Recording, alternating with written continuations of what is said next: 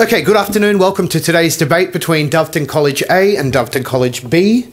The topic for today's debate is that phone use should be taught in schools. We have our affirmative team and our negative team. I would like to first invite the first affirmative speaker.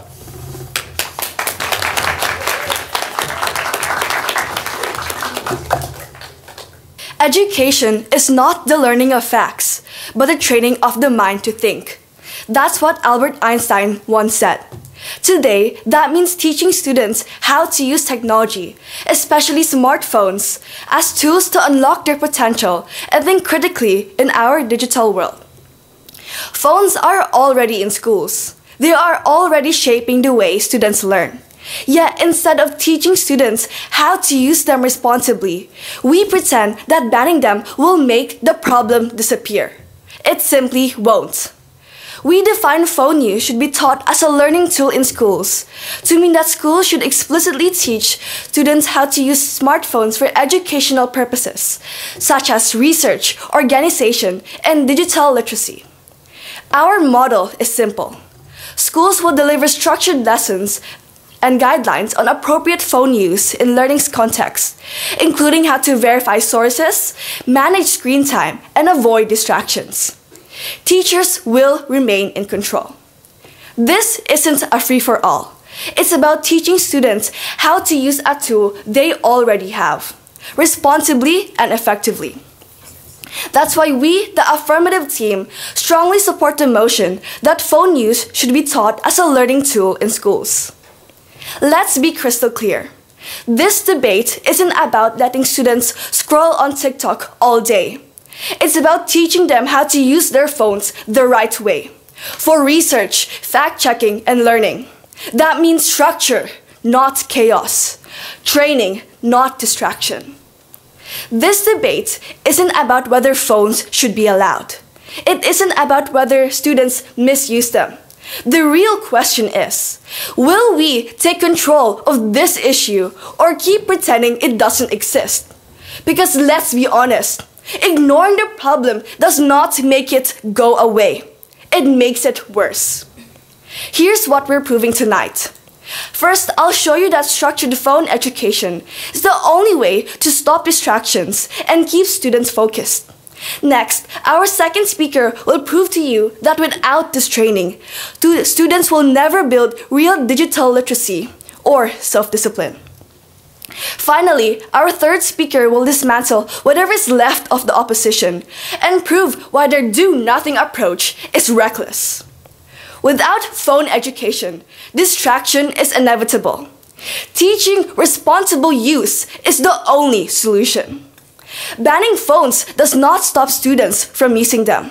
Right now, 73% of students already use their phones for academic research. The problem? They aren't taught to separate fact from clickbait. Yes, phones can be distracting, but ignoring distraction does not fix it. A University of Queensland study found that when students were explicitly taught when and how to use their devices, distraction rates dropped and engagement improved.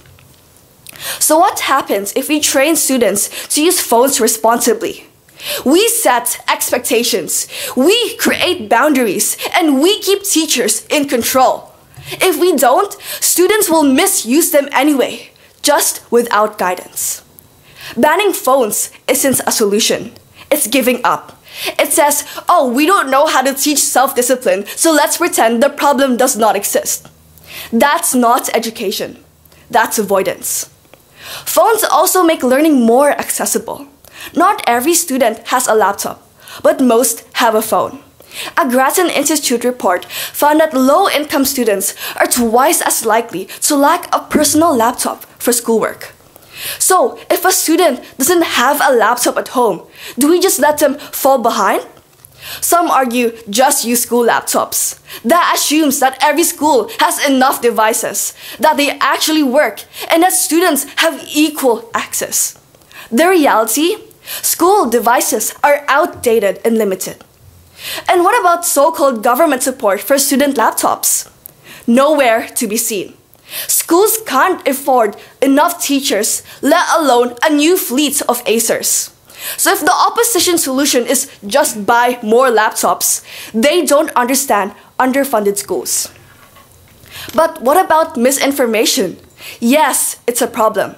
That's exactly why we need to teach students how to fact-check, evaluate sources, and separate real information from garbage. Because here's the truth. Misinformation is not a phone problem. It's a digital literacy problem. And if the opposition thinks that students fact-check differently on a laptop than on a phone, they've never seen a teenager Google an assignment. Allow me to restate. This debate is not about whether phones exist in schools. They already do. The opposition can argue all they want, but doing nothing does not fix the problem. It just lets it grow. We can either let students misuse their devices, or we can take control and teach them responsible use. We can either prepare students for the real world, or we can take control and teach, or we can abandon them to it. Sorry. Phones in schools aren't a future debate. They're a reality. There is no middle ground, only progress or failure. Thank you.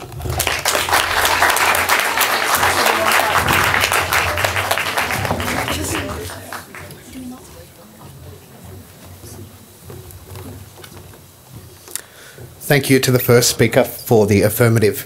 I'd now like to call upon the first speaker for the negative team, please.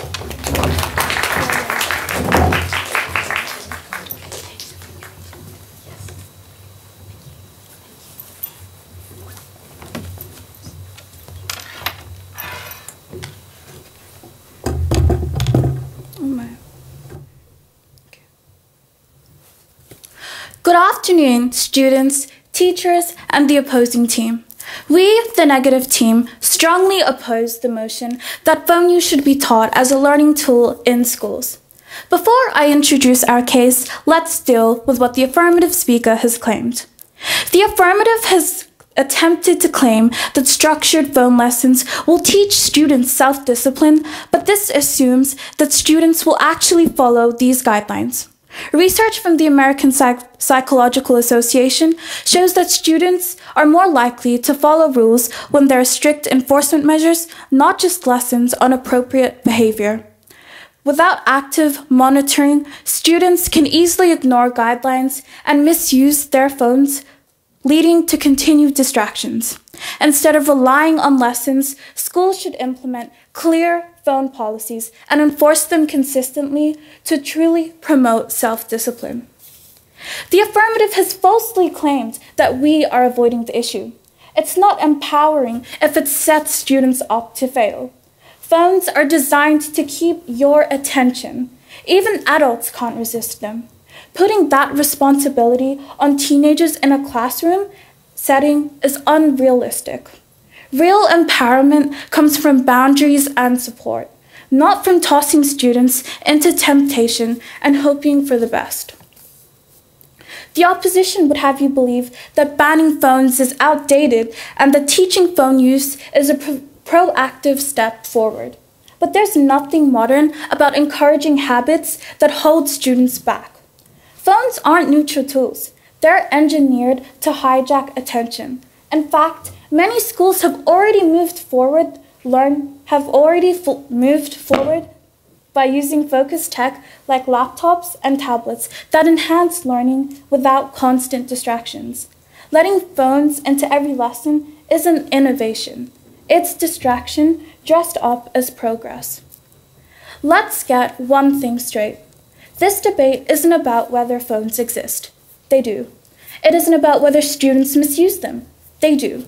The real question is, are we actually solving these problems, or are we just giving them a formal place in the classroom? The affirmative team believes that phones can be controlled, but phones are not neutral tools. They are designed for distraction. Today, I will introduce two arguments. First, phones are fundamentally distracting, and training won't change that. Second, this policy increases inequality rather than solving it. Our second speaker will prove that this policy actively harms learning outcomes and weakens discipline rather than building it. Our third speaker will dismantle the affirmatives case, reinforce our arguments, and leave no doubt that this policy is a mistake. Make no mistake, phones are fundamentally distracting, and no amount of training will change that. A University of Sydney study found that students who used phones in class performed 20% worse on exams than those who didn't. Another reporter from the Victorian Department of Education found that banning phones led to increased focus and improved student behavior. This is because phones are not designed for short, controlled use. Their entire function is to pull users in for as long as possible. The affirmative team seems to believe that once students are taught how to use their phones properly, they'll magically develop self-control. That is not how impulse control works. If teaching discipline was enough to stop bad habits, no one would ever procrastinate, overspend, or scroll mindlessly for hours. Yet, here we are. Self-control does not come from exposure.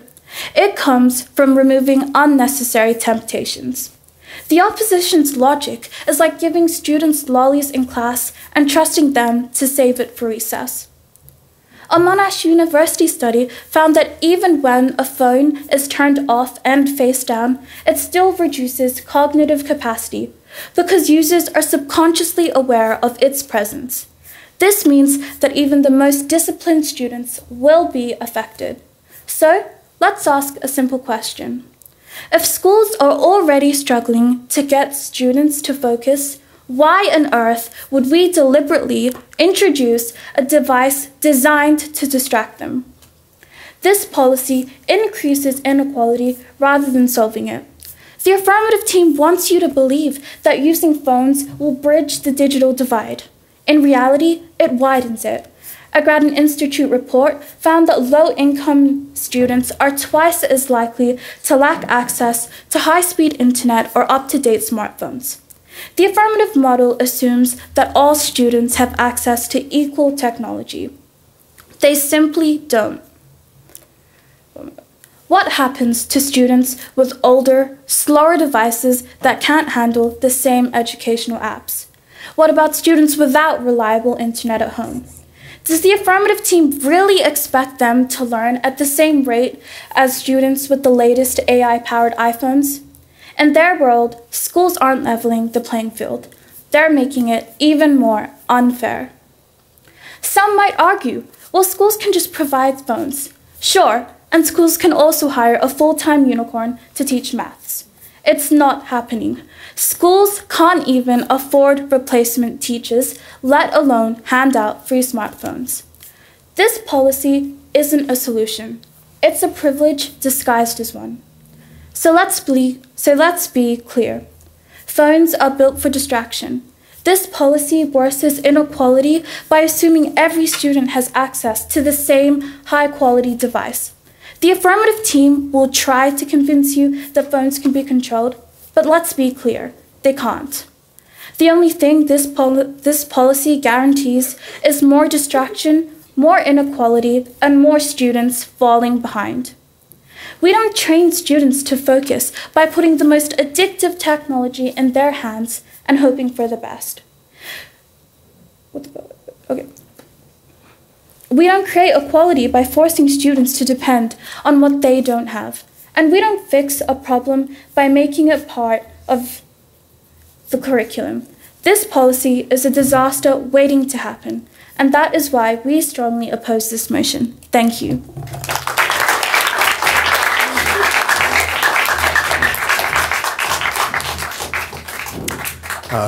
Thank you to the first speaker for the negative. I would now like to call to respond the second speaker for the affirmative team.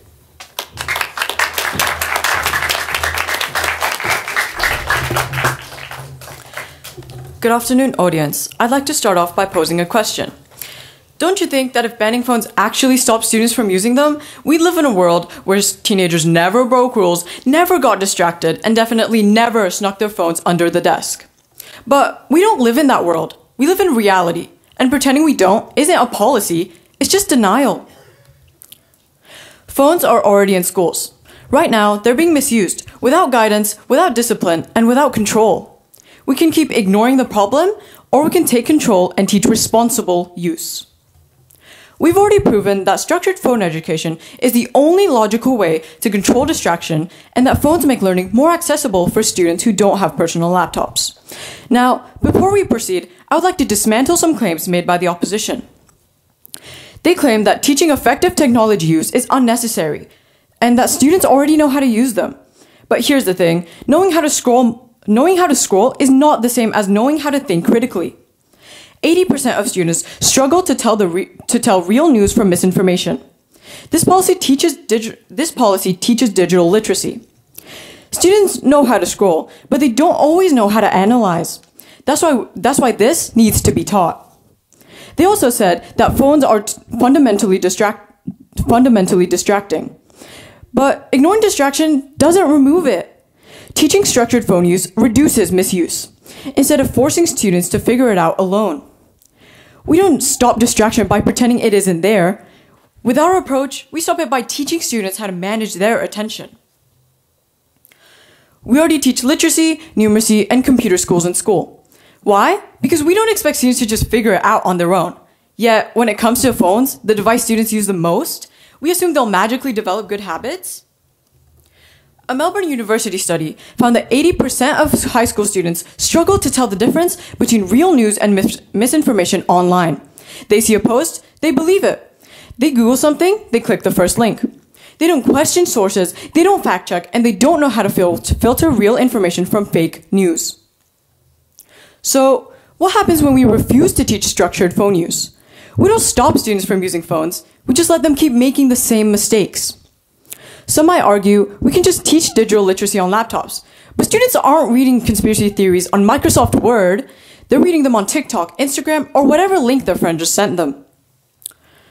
If we want students to be digitally literate, we have to teach them how to critically evaluate information on the device they actually use. And let's be clear, if the opposition's solution is simply to tell students to be careful online, then they've already lost this debate. Students aren't failing to fact check because they're lazy, they're failing because they've never been taught how. Banning phones doesn't teach discipline, it delays the problem. We don't ban cars until students turn 18 and then expect them to suddenly be responsible drivers. We teach road safety before they ever get behind the wheel. We don't ban money until students graduate and then expect them to manage their finances perfectly. We teach financial literacy so they don't make costly mistakes later. So, why on earth are we pretending that banning phones will somehow prepare students for a world where they'll have to manage them on their own?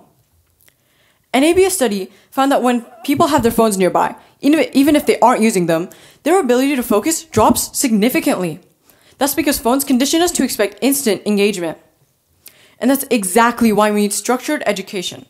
To train students to recognize distractions, set limits, and develop control over their own attention.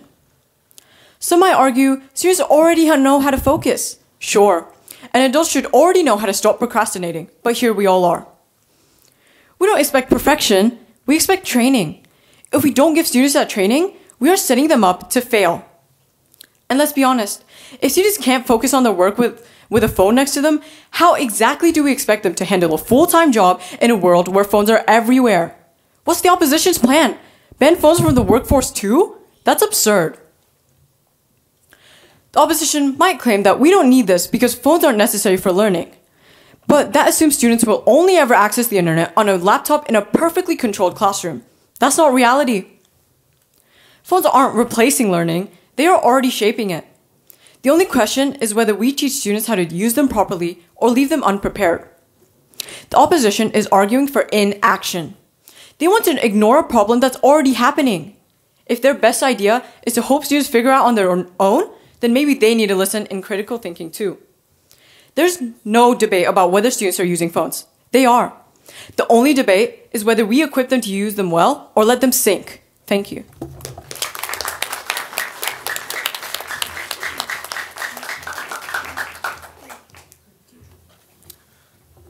Thank you to the second speaker. I'd now like to invite to respond the second speaker for the negative team.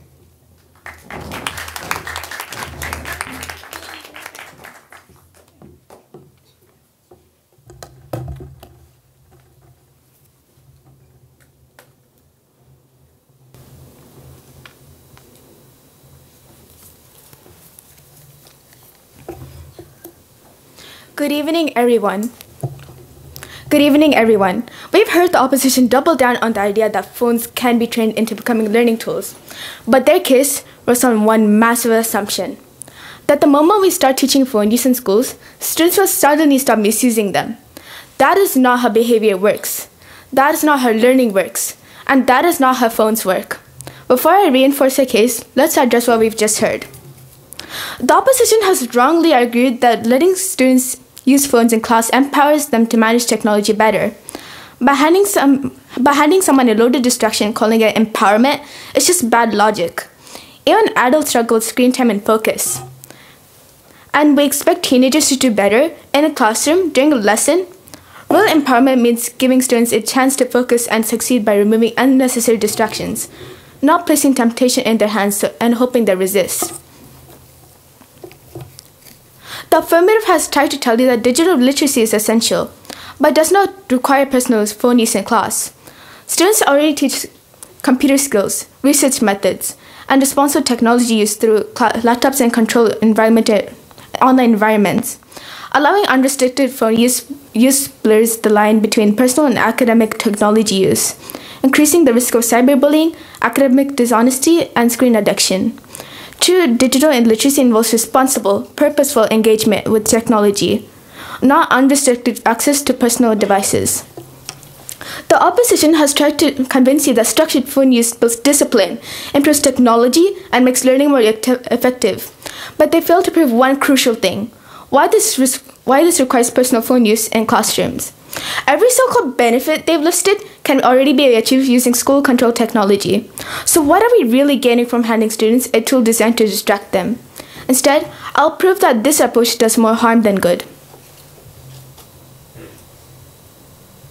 Phones don't improve learning, they damage it. The opposition keeps repeating that phones are just another learning tool. But what they won't tell you is that phones aren't just another learning tool. They're a cognitive overload machine. A 2023 review from the Australian Council for Education Research found that students who rely on digital devices for note-taking retain less information than those who write by hand. Why? Because writing forces students to process information before they record it.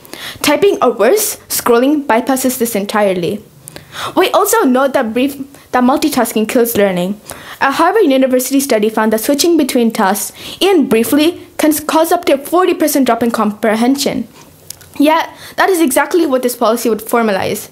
Let's be real. Students will not be using their phones for learning. They'll be checking notifications, sending messages, and flipping between apps. At the moment their focus is split, retention drops. So let's ask a simple question. If phones are already making students worse at learning, why are we deliberately integrating them into education? This policy weakens discipline. It doesn't build it. The opposition keeps claiming that structured phone use will teach students discipline and responsibility. But we don't teach self-discipline by handing out distractions. If that worked, we would be teaching self-control by giving students video games in class and expecting them not to play.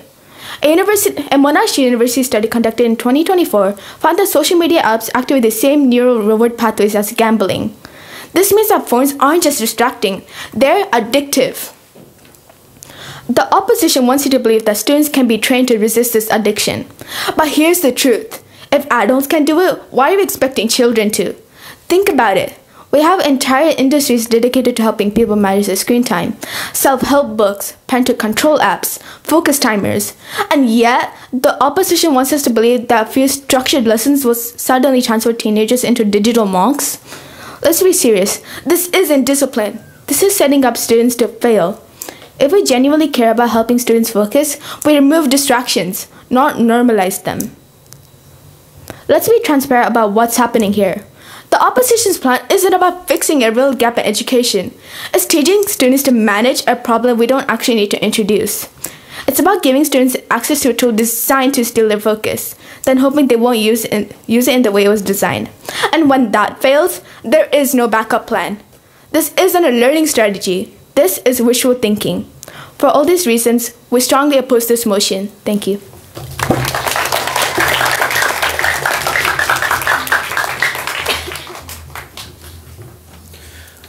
Well done. Now, to close off the affirmative team's case, I'd like to invite the third and final speaker for the affirmative.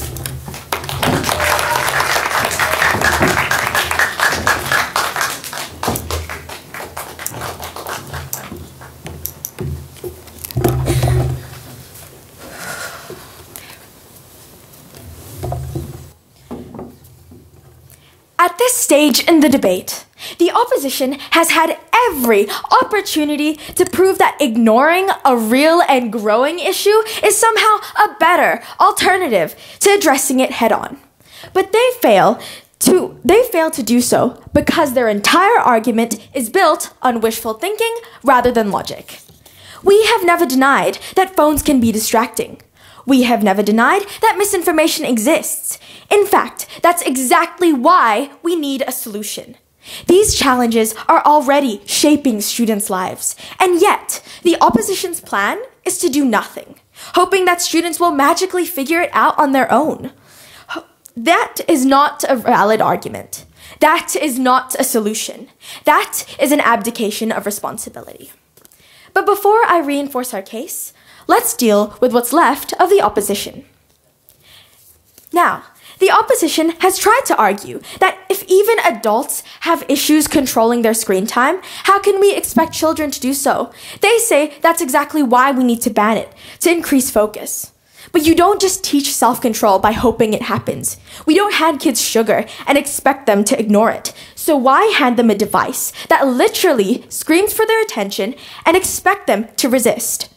Once again, the opposition argues for a case that could be solved with one simple thing: education, and that's exactly what we're standing for. The first speaker also briefly mentioned that this will be hard to implement and that teachers will struggle to enforce it. However, difficulty in implementation isn't a good enough reason to abandon a good policy. We already enforce cybersecurity and responsible internet uses in classes. This is simply an extension. We don't abandon good policies just because they require effort. If that were the case, we'd never teach classroom discipline at all. And finally, they've argued that phones promote inequality. They've tried to convince you that because some students may have newer, more trendy devices, and that will promote inequality within classrooms. However, this assumes that all students have equal access to other learning tools. What happens to the students who can't afford laptops? Do they just get left behind? Phones are often the only internet access students have outside of school, especially in lower income areas. We're not arguing for unrestricted phone use. We are arguing for structured, controlled learning with a tool that students already own. Now, let's be clear about where we stand. Phones are already in schools, already in students' hands, and already shaping the way that they learn. We're not arguing for more phone use. We're arguing for better phone use. We've proven that structured phone education is the only way to control distraction. The opposition's model, on the other hand, ignoring phones entirely, does nothing to stop students from sneaking devices under their desks. We've proven that phones make learning more accessible, especially for disadvantaged students without adequate resources. And what the opposition only wants is to widen the divide by pretending that every student has equal access to school-funded technology. We've proven that teaching phone use builds real digital literacy. We've proven that structured education teaches self-discipline. If banning phones actually taught discipline like the opposition said, adults would never struggle with screen time. But they do. And that's exactly why we need to train people to manage their distractions rather than pretending that they don't exist. At every turn, the opposition has had the chance to offer an actual solution. And at every turn, they have refused. That is simply because they argue for a case that the moment you try to apply it in real life, it vanishes. This debate isn't about whether phones can be misused. Of course, we know they can. But that's exactly why we need to teach responsible use. This debate isn't about whether banning phones is easy either. Of course it is. But easy isn't the same as effective. This debate isn't about whether laptops exist. Of course they do. But if we ignore phones, we ignore the primary way students actually interact with the internet. They have spent this entire debate arguing against reality, and they want to pretend that banning phones is the same as solving the problem. It isn't. At its core, this debate boils down to one final question. Do we want a generation of students who can think, solve, and focus? Or do we want a generation who can't function without checking their screens every 5 seconds? We can pretend that the problem doesn't exist, or we can solve it. We can wait for students to figure it out on their own, or we can prepare them properly. We can keep repeating the mistakes of the past again and again, or we can fix them. This is the only path forward, and that is why the only logical option is to affirm. Thank you.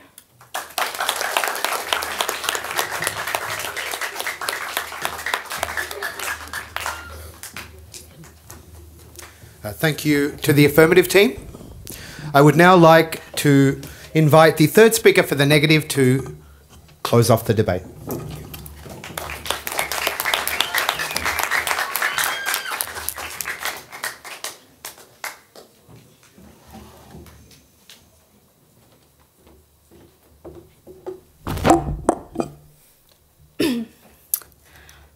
At this point in the debate, the opposition has had 3 entire speeches to convince you that teaching phone use in schools will somehow solve distractions, bridge inequality, and improve learning, and yet they have failed to do so. We have never denied that phones exist. We have never denied that students misuse them. In fact, that's our entire point in this debate. The opposition is trying to fix a problem by formalizing it. That's not a solution, that's surrender. But before I reinforce our case, let's deal with what's left of the opposition. The first affirmative briefly mentioned that teaching students how to use phones responsibly in a structured way will somehow reduce misuse, such as cyberbullying, addiction, and distractions. But while the affirmative claims that structured lessons will reduce cyberbullying and distractions, this argument assumes that students will apply these lessons in real-life scenarios. Studies, such as one from the Australian Bureau of Statistics, have shown that awareness programs alone rarely change behavior of school hours, meaning these lessons would have minimal real-world impact. Instead of focusing on lessons, schools should implement stronger policies to prevent misuse in the first place. Secondly, the second affirmative also mentioned that structured phone lessons will help students develop self-discipline by teaching them when and how to use their devices appropriately in a learning environment. However, this argument is flawed because the affirmative suggests that structured phone lessons will teach students self-discipline. But this assumes that students will actually follow these guidelines. This point is based on an ideal situation, not the reality of a real classroom. Research from the American Psychological Association shows that students are more likely to follow rules when there are strict enforcements and measures, not just lessons on appropriate behavior. Without active monitoring, students can easily ignore guidelines and misuse their phones, leading to continued distractions. Instead of relying on lessons, schools should implement clear phone policies and enforce them to consistently, truly promote self-discipline. And finally, the second affirmative also mentioned that structured phone lessons will ensure that students develop essential high digital literacy skills, which are necessary for future jobs and education. But the affirmative assumes that digital literacy can only be taught through smartphones. But most professional environments require proficiency in desktop computers, industry-specific software, and secure workplace communication tools, not personal mobile devices. Research shows that excessive reliance on personal phones in education can actually hinder deeper learning and focus. Instead of integrating personal smartphones, schools should prioritize structured lessons on widely used professional tools through school-provided technology, ensuring students gain relevant and transferable digital skills. So let's be clear on what this debate is really about. Phones are already in schools. They're already in students' hands. But rather than limiting their influence, the opposition wants to turn them into an official part of education. We have proven that phones are inherently distracting, and that training won't fix that. The opposition assumes that self-discipline can be taught through exposure, but the evidence says otherwise. We have proven that phones damage learning, and that students retain less when using them. A classroom should be a place where students think critically, not where they are glued to a device designed to steal their attention. We have also proven that this policy worsens inequality. because not all students have equal access to personal smartphones or high-speed internet. The opposition's world forces students to depend on privately owned technology, deepening, not bridging, the digital divide. We have proven that this weakens discipline rather than building it. If phones actually taught self-control, adults wouldn't need focus apps, parental controls, and screen time trackers to stop themselves from doom scrolling. This debate is not about whether phones can ever be used for education. Of course they can, but that's not the question before us. The real question is whether integrating personal phones into classrooms makes education better or worse. And the answer is clear. The opposition has spent this debate trying to convince you that we need to teach students to control their phones. But they have failed that this policy is the right way to do it. They have failed to explain why personal phones are necessary for digital literacy. They have also failed to prove that learning improves when students are given access to their biggest distraction. They have failed to justify why schools should rely on privately owned devices rather than school-managed technology. So where does this leave us? It leaves us with a policy that guarantees distraction, normalizes inequality, and sets students up to fail.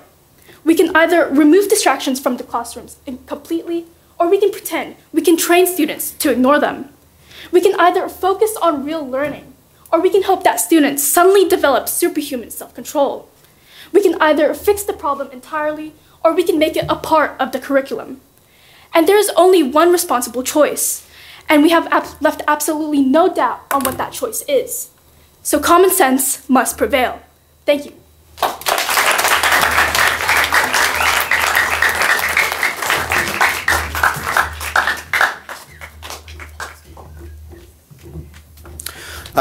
So thank you to both teams. Can I have a huge round of applause for both teams again?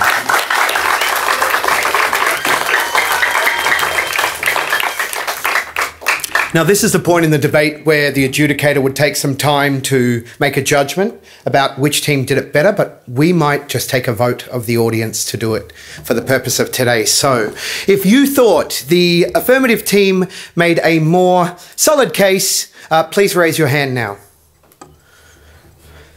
Okay, hands down. Hands up if you thought the negative team made the stronger case. Okay. It looks as if today's debate will be awarded to the affirmative team, but well done. Thank you all for attending.